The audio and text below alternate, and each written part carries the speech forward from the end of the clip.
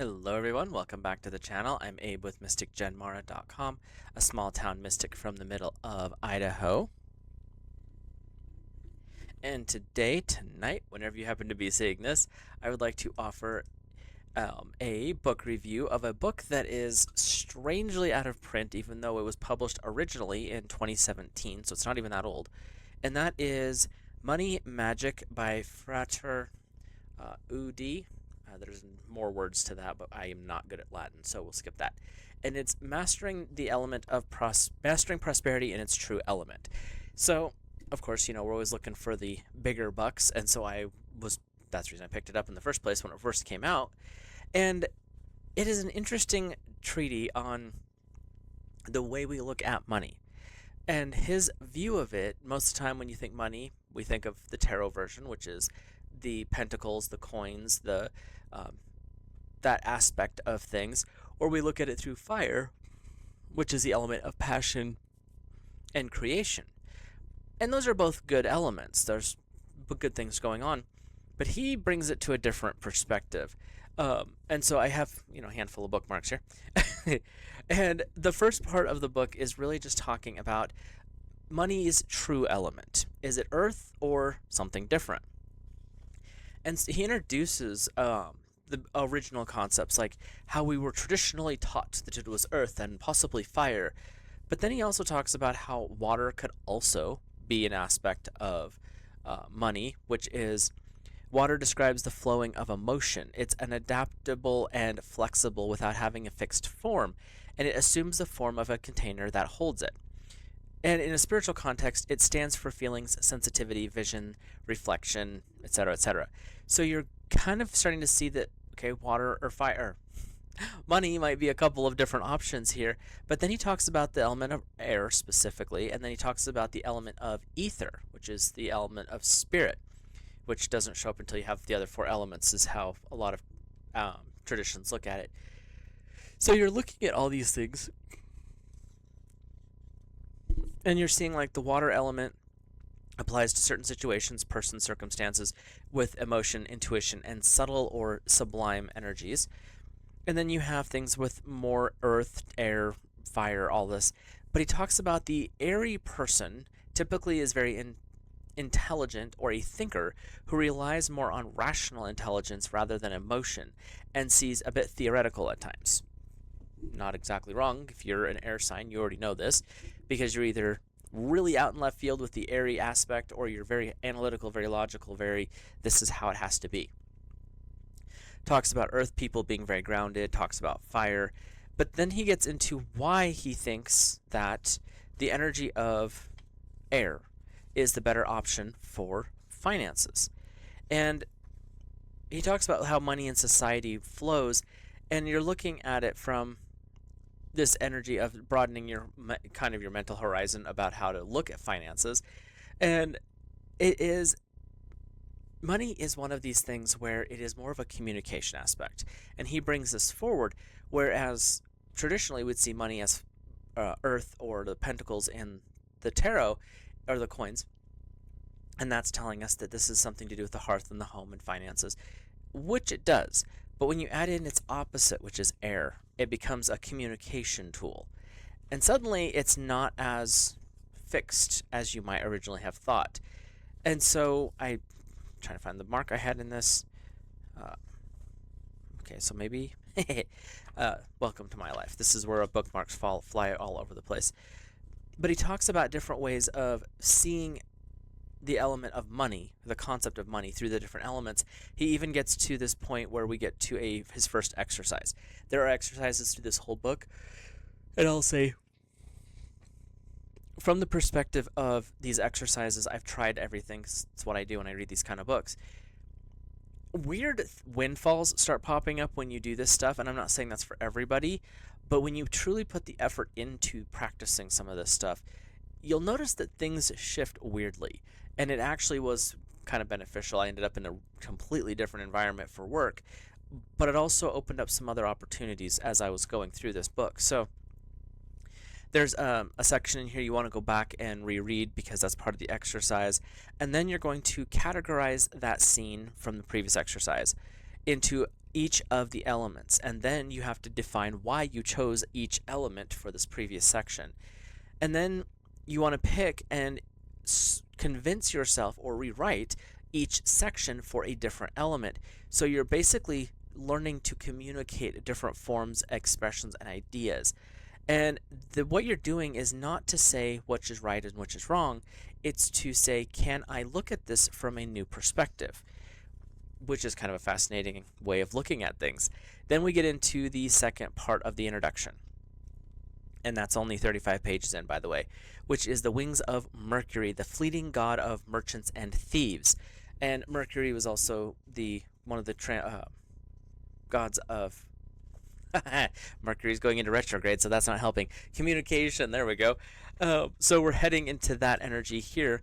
And the figure of Mercury is, he goes through kind of how it ties into the Book of Thoth, or Thoth, and then you look at the ways that religion and politics, and he's not talking like right, left, any of that. It's more of the politics of money, which is an entirely separate conversation. It does influence, but it's on its own. How that has influenced religion and spirituality through the years as well. So you get into this talk of early Christianity with Constantine and all of that chaos, because it's a fascinating time to research and look into, but he's giving you a background as to how he came to his thought on what money is, but it's also showing this aspect of communication. It's not just a fixed thing, it's a moving thing. As long as it's moving, it's doing well. When it starts to be pulled in and not used, then you start having the problems. The fifth element, he talks about the different deities that are tied into what that fifth element would be, which is ether. And then you go through another exercise here on page 42, and you're looking at these different previous exercises. And I'm not going through all the exercises. And it's basically you want to detail them out, explain each element, and then you're adding this ability to flip information or communicate it more clearly. Then we hop into the meat and bones of things, which is where we get into the more active participation, you might say. And this starts on page 57 of this version, which is the mercurial money magic, invocations, rituals, exercises, and everything else that is important or maybe not to you. And so we go through this section, and it talks about the construction of how to develop certain rituals, which is pretty common in these beginner types. And then he gives some basic rules. You're formulating your magical objective clearly and precisely. You want to make sure that you're not adding extra words or extra ideas. Get focused in here, meditate on it, get clear, then move forward. And then you're doing this, you don't want placeholder goals. So if you want a specific object, you make that object the target of the operation, not the money you need to purchase it. The money is the communication tool. The product at the end is the goal. So if you're buying a house, well, I need X number of dollars. Why are you doing it that way? And that's kind of what he's saying. Don't focus on the path to the goal, focus on the goal, which is things that I talk about all the time. And then you don't want to get into the number-dominated specifics. If you want that house and it's $500,000, why are you looking at the $500,000 part? Do you want the house, yes or no? And that's where we kind of have to take away what we have been told is a value. Because if we take away that part, then suddenly it's not as big of a deal. And then you're wanting to go back through and you want to reset. Once you get this cleared out and you get this more clear objective, verify, is that really what you're looking for? And a lot of the times, because we've put a value on something, or society has, or whatever you want to call it has, we assume that that's the thing we need. But what if it's not? And that's where he really wants to, I like how he brings it up in here, because he talks about how you can follow the structure of getting clear on an intention, and a lot of the times when you start taking away the other people's opinion of it, or the other person's value of it, it's maybe not as important as you thought it was in the beginning. And so he's helping you clear out some of the stuff that may not be the best. Then he talks about the location of the ritual, which is important but not necessary to be focused on. And then we go into the different clearing energies. Because when you're doing this type of work, you want to make sure you're bringing in the best possible cohorts to work with you, right? So you do some banishing work. He goes through some simple exercises in there to clear out some things. And he talks about why we bring in certain other energies. We're clearing stuff out, we're bringing others in. He goes through what all that means. And I'm not going to go through all that. So he also talks a little bit about Kabbalah. I'll say this outright, because of his background, I have a couple other books. He's worked a lot in the realms of the Golden Dawn and Crowley, so that does heavily influence his work, which would be ceremonial or high magic. So be aware that this is, if you're into more of the Wiccan style of things, this might be a little bit over the top in some people's opinions, but there's the focus is different on that. So just be aware that this is not a typical aspect, and not a typical Book of Shadows type thing. This is more of a grimoire style. Then we get into chapter 2 of the actual working stuff, which is page 81, Money, Magic, and the Mercury Rituals. Then he gives a kind of the basic outline of how you would set one of these up, which then you get into your tools, what you're going to need, the preparation, how to call upon Mercury, gives his hymn to Mercury to help you with that. Then you're concentrating on the powers of Mercury. This is not the same as I'm focusing on my goal. You'll get there. That's not what you're focusing on. You want to bring in that energy of speed, swiftness, and communication. And then you start to work with the Mercury energy. And when you're done, you always want to say thank you to any spirit you called in. That's just being polite. And then we hop into sigil magic, which is in chapter 3 of this section, which is 101. Sigils are something that I use frequently in my personal work, because my brain, even though I tend to be a little bit more analytical in certain areas of my life, you give me a sigil and I can meditate on that thing for hours, because the other part of my brain is very, very, very craves artistic. So if it's something very abstract, so when you build a sigil, it can be very abstract. That's something that works really well with this type of thing. So sigil is a word previously unknown to his language, because he was Frater is from Germany, and so when he has to look into it, it's a seal or a signet. Same concept, different term. And when you start getting into that, he was studying Agrippa and some of the other Hermetic mages, and that's where this term is very popular, especially with the Golden Dawn and some of Crowley's lineage. And so as he started to study it more, he started to realize, wait, this is just a different term for something the same. He's not wrong.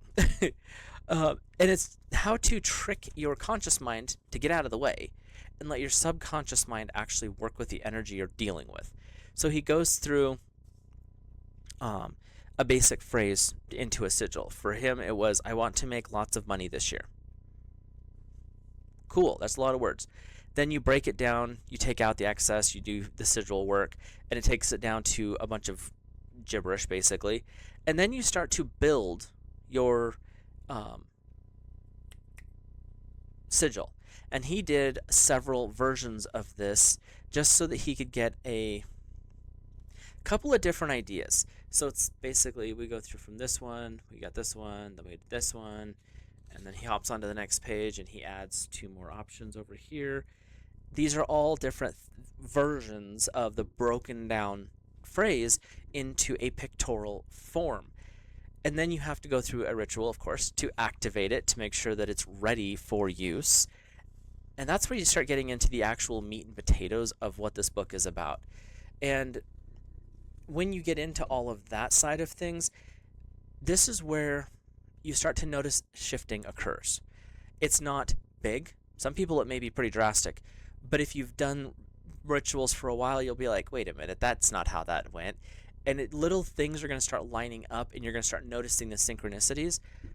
Again, maybe big, maybe small, but this is where you're going to start noticing the changes, is when you go through the exercises.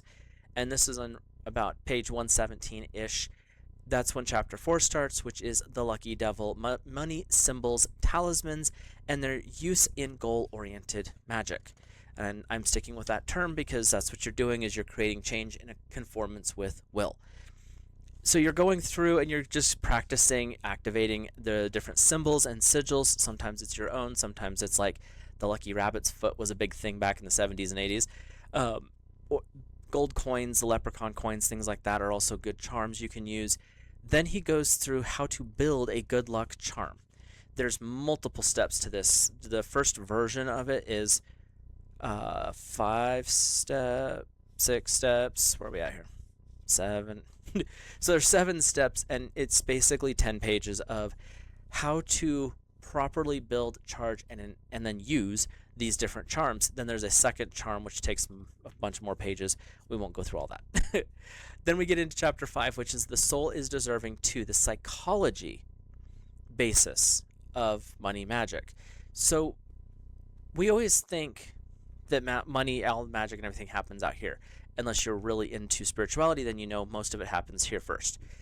So when we're looking at a goal, a destination, some kind of financial thing that we want, how are we looking at that? Are we looking at it as in, one day, far off down the road, I shall finally achieve this? Or are we looking at it in, I have this now? And he talks about how our subconscious mind is really always listening to what our conscious gibberish is saying, that subconscious, the deeper part of our brain, and then that constant state that's up here chattering away about, the car payment, the house payment, the job, that coworker you just can't stand, all of that nonsense that we tend to fill our brains with. And then you get into the energies of learning how to exert your will on your finances, getting into that communication side. So there's an exercise on page 149 that's called Sending Money on Its Way. This one, when I first read this, it felt so counterintuitive.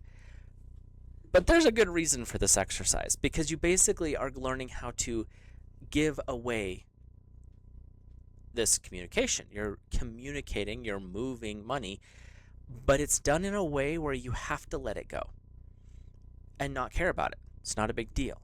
But he does specifically state, gather together a large amount of small banknotes, dollar bills or whatever. And since you're sending this money on its way, choose an amount that you can easily do without that won't put you to the brink of financial ruin. The exact amount depends on financial situation, of course, but it should be enough to give the operation significance.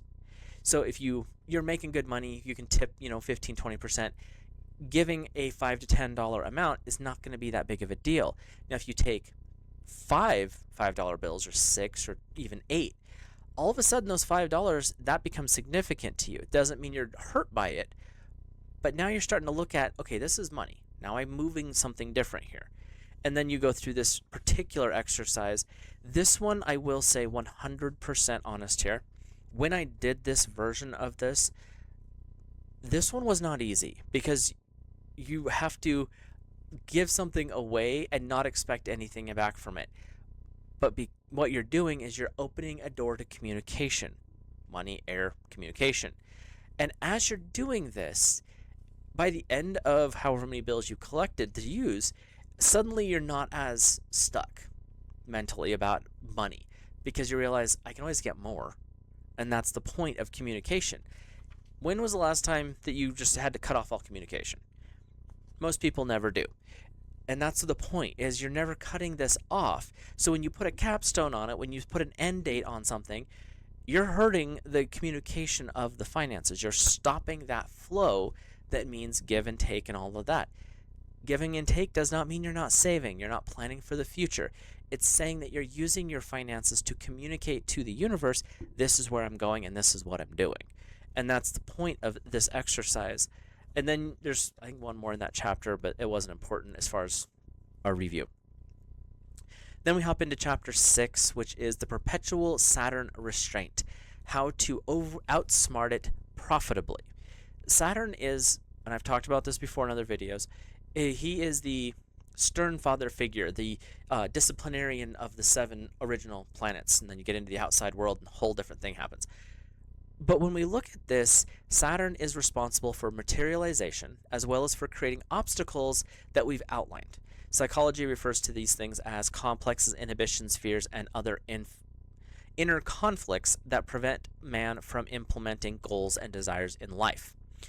And I'm not going through the rest of that because it gets into a particular psychologist I'm not a fan of. Nothing personal, just don't like his way of style. But we go through this whole thing of understanding what are our inhibitions, or yeah, what's blocking us? What is getting in the way of us achieving goals, dreams, and ambitions? Is it, well, you can't do magic for personal gain? Huh? Okay. Don't hurt anybody. That's the key point to that. Or, well, if I do that, someone else is going to have to give something up. Why are you involving that person? You have to figure out what you're giving up and what you're willing to sacrifice or what you're willing to build to have that.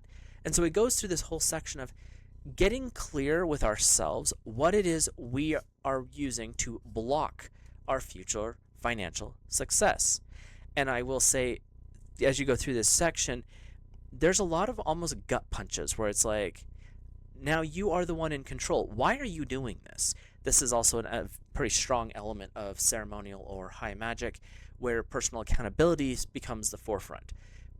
So you have to go through some of that and get clear on this concept of you're the one that's in the way here. And that's not an easy thing. But that's why I recommend you read his work and not listen to me babble about it. Then in chapter 7, it's Venus and Jupiter who want to play along, and it's a different sort of money magic path working. Venus and Jupiter are also very good in communication. They also work with your passion development, things like that. So there's a section here that talks about the Venus path working in money magic, which is on 186. And then there's a section on Jupiter as well. The exercise is on 191. Both of these exercises are going to help you come to a different understanding, because so much of this book is focused on the air aspect, then get into Venus and Jupiter, and it's like, okay, you can be structured, you can be strict, learn how to use your intuition and have fun with this journey. It doesn't have to be, on this date, I have to do these things. Get into a flow state and literally flow with it. Communication, when it becomes static and stiff, is boring. And I know you've had these people that you've talked to, so you want to make sure you're having fun with this. Chapter 8 is a section that I wasn't sure I was going to like, to be honest with you. The title is Lucky at Gambling or Gambling with Luck, with a few examples from practical money magic. So you're going through here he's trying to show you sometimes using luck of the draw stuff can be beneficial, but, huge but, you're also in a very high likelihood of just throwing things away at that point. So it's one of those, you make sure that you're okay with losing, because that's probably what's going to happen, just because that's what gambling does. Reports from money magic practices doing different knot magic, KNOT. There's releasing financial blockages. These are people who have written into him, who used his system before he published the book, obviously, to prove that this is something that you can do. The third exercise is consequences of the equation. Money is the earth element, and he shows how that actually changing his perspective made a huge difference in how he was manifesting. And then we have the fourth one, money magic as an integral component of a magician's life. There's no such thing as spirit not being involved in your life. That's just not how it works. And that's one of the things with ceremonial or high magic that is such a focus is, you're the one who does your life. You're the one who's in charge of things here. Personal accountability is gigantic in this corner of the mystic tradition. This guy in particular brings it up in the financial world, where when you get clear on where your goals are, what your blocks are, what is stopping you from achieving it, then you know how to fix it. So there is a lot of entertainment in this book. There's a lot of good notes in this book. And like I said, I personally feel that the books that go through and educate as well as ask you to practice should be practiced, because by practicing, you're integrating these lessons and helping yourself shift your viewpoint into a more prosperous, in this particular instance, it's more prosperous version of life. And then other versions of life start to fall into the same pattern. And usually it's one good tool will start to open up doors to other tools. So check this book out if you can still find it. I'm hoping it's coming back into publication. It's, like I said, it's only a few years old. It's not even 10 years old yet. So I'm not sure why some of these books fall out. But if you're interested, if you can find it, I'll put a link for a version of it. and you can go hunt that down if you would like. It's a really fascinating book. It changes your view of how you look at finances, and it kind of gives a different perspective. Again, a lot of these books have some pretty basic stuff in them, but this one, it's basic, but it's also, never thought about it that way type of thing. If you have read this book before and used it, I would be interested to hear your opinions down below in the comments.